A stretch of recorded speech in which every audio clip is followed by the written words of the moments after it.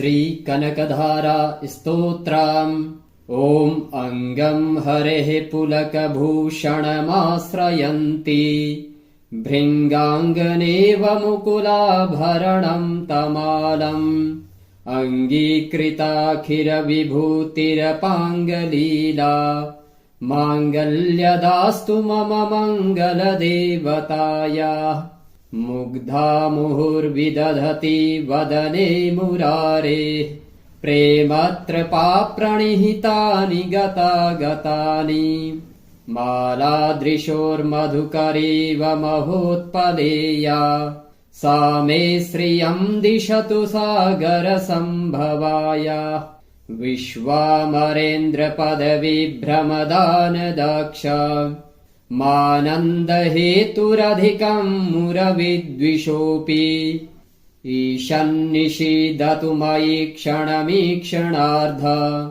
मिन्दीवरोदरसहोदरमिन्दिरायाः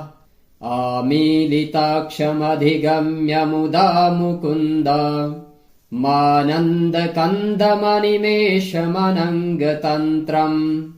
आकेकरस्थितकनिनिकपाक्ष्मनेत्रम्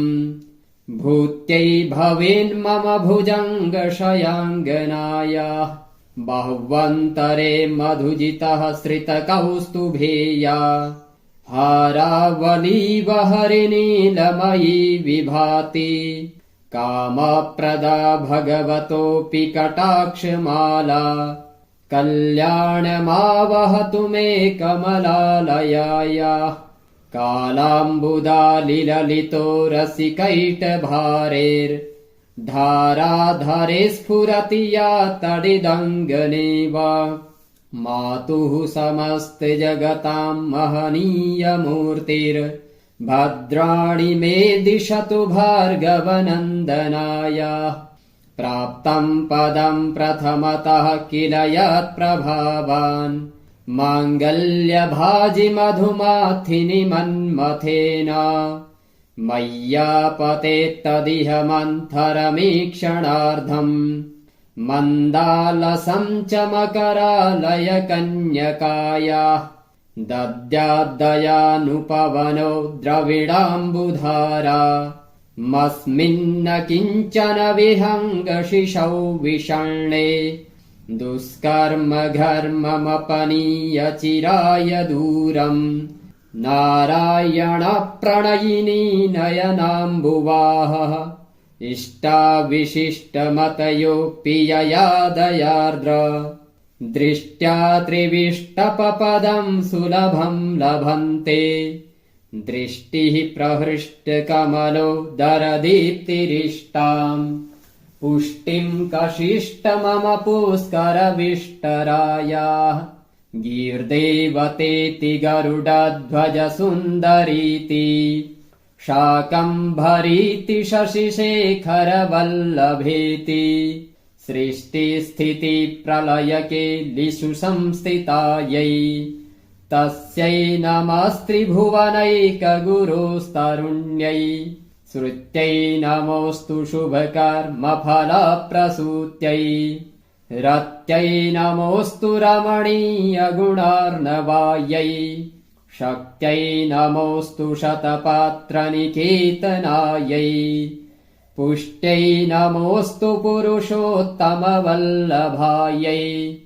नमोऽस्तु नालीकनिभाननायै नमोऽस्तु दुग्धोदधिजन्मभूत्यै नमोऽस्तु सोमामृतसोदरायै नमोऽस्तु नारायणवल्लभायै सम्पत्कराणि सकलेन्द्रियनन्दनानि साम्राज्यदानविभवानि सरोरुहाक्षि त्वदवन्दनानि दुरिताहरणोद्यतानि मामेव मातरनिशम् कलयन्तु मान्ये यत् कटाक्षसमुपासना विधि सेवकस्य सकलार्थसम्पदः सन्तनोति वचनाङ्गमानसैस्त्वाम् मुरारिहृदयेश्वरीम् भजे सरसिजनिलये सरोजहस्ते धवलतमांशुकगन्धमाल्यशोभे भगवती हरिवल्लभे मनोज्ञे त्रिभुवनभूतिकरी प्रसीद मह्याम् दिग्गस्तिभिः कनककुम्भमुखावसृष्टा स्वरवाहिनी विमलचारुजलप्लुताङ्गीम् प्रातर्नमामि जगताम् जननीमशेषा लोकाधिनाथ गृहिणीममृताब्धिपुत्रीम् कमले कमलाक्षवल्लभे त्वम् करुणापूरतरङ्गिपाङ्गैः अवलोकय माम किञ्चनानाम् प्रथमम् पात्रम् कृत्रिमम् दयायाः स्तुवन्ति ये स्तुतिभिर्मुभिरन्वहम् त्रयीमयीम् त्रिभुवनमातरम् रमाम् गुणाधिका गुरुतर भाग्यभागिनो भवन्ति ते भुवि बुधभाविताशयाः। ॐ श्री शङ्कर विरचिताम् श्रीकनकधारा स्तोत्राम् श्रीमहालक्ष्मी चरणार्पणमस्तु। ॐ श्रीमहालक्ष्म्यै नमः। श्रीकनकधारा स्तोत्रम्। ॐ अङ्गम् हरेः पुलकभूषणमाश्रयन्ति भृङ्गाङ्गनेव मुकुलाभरणम् तमालम् अङ्गीकृताखिरविभूतिरपाङ्गलीला माङ्गल्यदास्तु मम मङ्गलदेवतायाः मुग्धा मुहुर्विदधति वदने मुरारेः प्रेमत्रपा प्रणिहितानि गतागतानि मालादृशोर्मधुकरीव महोत्पलेया सा मे श्रियम् दिशतु सागरसम्भवाय विश्वामरेन्द्रपदविभ्रमदानदाक्ष मानन्दहेतुरधिकम् मुरविद्विषोऽपि ईशन्निषीदतु मयि क्षणमीक्षणार्ध मिन्दीवरोदर सहोदरमिन्दिरायाः आमीलिताक्षमधिगम्य मुदा मुकुन्द मानन्दकन्दमनिमेषमनङ्गतन्त्रम् आकेकरस्थितकनिनिकपाक्ष्मनेत्रम् भूत्यै भवेन्मम भुजङ्गशयाङ्गनायाः बाह्वन्तरे मधुजितः श्रितकौस्तुभेया हारावलीव हरिनीलमयी विभाति कामप्रदा भगवतोऽपि कटाक्षमाला कल्याणमावहतु मे कमलालयायाः कालाम्बुदालिललितो रसिकैटभारेर्धाराधरे स्फुरति या तडिदङ्गनेव मातुः समस्तजगताम् महनीयमूर्तिर्भद्राणि मे दिशतु भार्गवनन्दनाय प्राप्तम् पदम् प्रथमतः किल यत्प्रभावान् माङ्गल्यभाजि मधुमाथिनि मन्मथेन मय्यापतेत्तदिह मन्थरमीक्षणार्धम् मन्दालसम् च मकरालय कन्यकायाः दद्याद्दयानुपवनो द्रविडाम्बुधारा मस्मिन्न किञ्चन विहङ्गशिशौ विषण्णे दुष्कर्म घर्ममपनीय चिराय दूरम् नारायण प्रणयिनी नयनाम्बुवाहः इष्टाविशिष्टमतयोऽपि यया दयार्द्र दृष्ट्या त्रिविष्टपपदम् सुलभम् लभन्ते दृष्टिः प्रहृष्टकमलो दरदीप्तिरिष्टाम् पुष्टिम् कशिष्ट मम पुष्करविष्टरायाः गीर्देवतेति गरुडध्वज सुन्दरीति शाकम्भरीति शशिशेखरवल्लभेति सृष्टिस्थितिप्रलयकेलिषु संस्थितायै तस्यै नमस्त्रिभुवनैकगुरुस्तरुण्यै श्रुत्यै नमोऽस्तु शुभकर्मफलप्रसूत्यै रत्यै नमोऽस्तु रमणीयगुणार्णवायै शक्त्यै नमोऽस्तु शतपात्रनिकेतनायै पुष्ट्यै नमोऽस्तु पुरुषोत्तमवल्लभायै नमोऽस्तु नालीकनिभाननायै नमोऽस्तु दुग्धोदधिजन्मभूत्यै नमोऽस्तु सोमामृतसोदरायै नमोऽस्तु नारायणवल्लभायै सम्पत्कराणि सकलेन्द्रियनन्दनानि साम्राज्यदानविभवानि सरोरुहाक्षि त्वदवन्दनानि दुरिताहरणोद्यतानि मामेव मातरनिशं कलयन्तु मान्ये यत्कटाक्षसमुपासना विधि सेवकस्य सकलार्थसम्पदः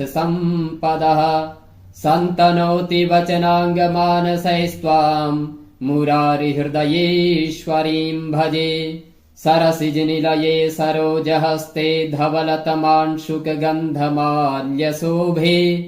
भगवती हरिवल्लभे मनोज्ञे त्रिभुवनभूतिकरी प्रसीद मह्याम् दिग्गस्तिभिः कनककुम्भमुखावसृष्टा स्वरवाहिनी विमलचारुजलप्लुताङ्गीम् प्रातर्नमामि जगताम् जननीमशेषा लोकाधिनाथ गृहिणीममृताब्धिपुत्रीम् कमले कमलाक्षवल्लभे त्वम् करुणापूरतरङ्गिपाङ्गैः अवलोकय माम किञ्चनानाम् प्रथमम् पात्रम् कृत्रिमम् दयायाः स्तुवन्ति ये स्तुतिभिर्मुभिरनवहम् त्रयीमयीम् त्रिभुवनमातरम् रमाम् गुणाधिका गुरुतर भाग्यभागिनो भवन्ति ते भुवि बुधभाविताशयाः ॐ श्री शङ्कर विरचिताम् श्रीकनकधारास्तोत्राम् श्रीमहालक्ष्मीचरणार्पणमस्तु ॐ श्रीमहालक्ष्म्यै नमः। श्रीकनकधारा स्तोत्रम् ॐ अङ्गम् हरेः पुलकभूषणमाश्रयन्ति भृङ्गाङ्गनेव मुकुलाभरणम् तमालम् अङ्गीकृताखिरविभूतिरपाङ्गलीला माङ्गल्यदास्तु मम मङ्गलदेवतायाः मुग्धा मुहुर्विदधति वदने मुरारेः प्रेमत्रपाप्रणिहितानि गतागतानि मालादृशोर्मधुकरीव महोत्पलेया सा मे श्रियम् दिशतु सागरसम्भवाय विश्वामरेन्द्रपदविभ्रमदानदक्ष मानन्दहेतुरधिकम् मुरविद्विषोऽपि ईशन्निषीदतु मयि क्षणमीक्षणार्ध मिन्दीवरोदर सहोदरमिन्दिरायाः आमीलिताक्षमधिगम्य मुदा मुकुन्द मानन्दकन्दमनिमेषमनङ्गतन्त्रम् आकेकरस्थितकनिनिकपाक्ष्मनेत्रम् भूत्यै भवेन्मम भुजङ्गशयाङ्गनायाः बाह्वन्तरे मधुजितः श्रितकौस्तुभेया हारावलीव हरिनीलमयी विभाति कामप्रदा भगवतोऽपि कटाक्षमाला कल्याणमावहतु मे कमलालयायाः कालाम्बुदालिललितो रसिकैटभारेर्धाराधरे स्फुरति या तडिदङ्गनेव मातुः समस्तजगताम् महनीयमूर्तिर्भद्राणि मे दिशतु भार्गवनन्दनाय प्राप्तम् पदम् प्रथमतः किल यत्प्रभावान् माङ्गल्यभाजि मधुमाथिनि मन्मथेन मय्यापतेत्तदिह मन्थरमीक्षणार्धम् मन्दालसम् च मकरालय कन्यकायाः दद्याद्दयानुपवनो द्रविडाम्बुधारा मस्मिन्न किञ्चन विहङ्गशिशौ विषण्णे दुष्कर्म घर्ममपनीय चिराय दूरम् नारायणप्रणयिनी नयनाम्बुवाहः इष्टाविशिष्टमतयोऽपि यया दयार्द्र दृष्ट्या त्रिविष्टपपदम् सुलभम् लभन्ते दृष्टिः प्रहृष्टकमलो दरदीप्तिरिष्टाम् पुष्टिम् कशिष्टमम पुष्करविष्टरायाः गीर्देवतेति गरुडध्वज सुन्दरीति शाकम्भरीति शशिशेखरवल्लभेति सृष्टिस्थितिप्रलयकेलिषु संस्थितायै तस्यै नमस्त्रिभुवनैकगुरोस्तरुण्यै श्रुत्यै नमोऽस्तु शुभकर्मफलप्रसूत्यै रत्यै नमोऽस्तु रमणीयगुणार्णवायै शक्त्यै नमोऽस्तु शतपात्रनिकेतनायै पुष्ट्यै नमोऽस्तु पुरुषोत्तमवल्लभायै नमोऽस्तु नालीकनिभाननायै नमोऽस्तु दुग्धोदधिजन्मभूत्यै नमोऽस्तु सोमामृतसोदरायै नमोऽस्तु नारायणवल्लभायै सम्पत्कराणि सकलेन्द्रियनन्दनानि साम्राज्यदानविभवानि सरोरुहाक्षि त्वदवन्दनानि दुरिताहरणोद्यतानि मामेव मातरनिशम् कलयन्तु मान्ये यत्कटाक्षसमुपासना विधि सेवकस्य सकलार्थसम्पदः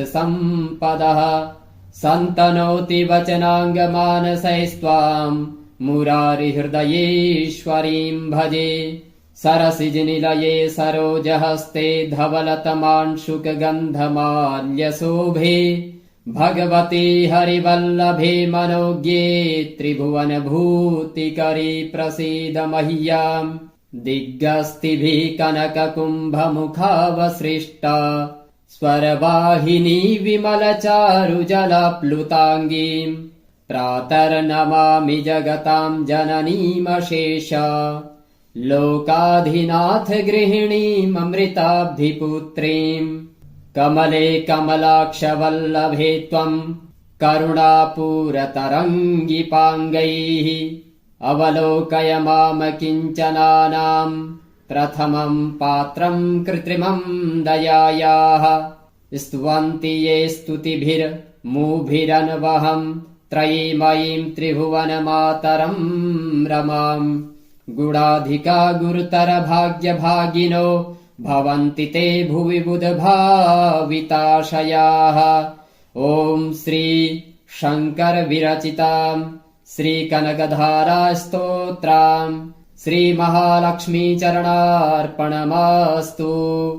ॐ श्रीमहालक्ष्म्यै नमः।